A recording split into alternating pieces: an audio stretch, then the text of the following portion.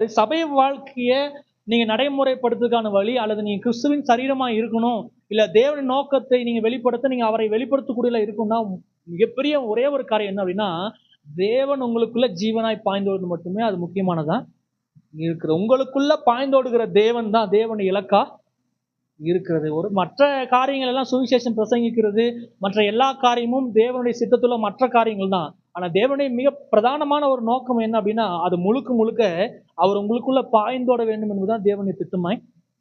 ஒரு மனுஷன் மிகப்பெரிய வரங்கள் உடையவனா அவன் இருக்கலாம். ஆனா அவன் ஜீவனை குறித்து அவன் அக்கறை செலுத்தக்கூடியவனா இருப்பான். அக்கறை செலுத்தல அப்படின்னா, அவன அவன ஆவிக்குரியவன் வேதம் ஒரு நாள் சொல்றது கிடையவே. உதாரணத்துக்கு பாருங்களேன், கொரிந்தியர் சபையில நெறைய பிரச்சனைகள் என்ன பண்ணுச்சு? அவர்கள் அந்நிய பாஷை பேசக்கூடியவர்களா இருந்தாங்க. நெறைய வரங்கள் உடையவர்களா என்ன பண்ணாங்க? இருந்தாங்க. அந்த வரைய ஆனாலும் வேதம் சொல்லுது, அவர் கிறிஸ்துவுக்குள்ள குழந்தைகள என்ன பண்ணாங்களாம்?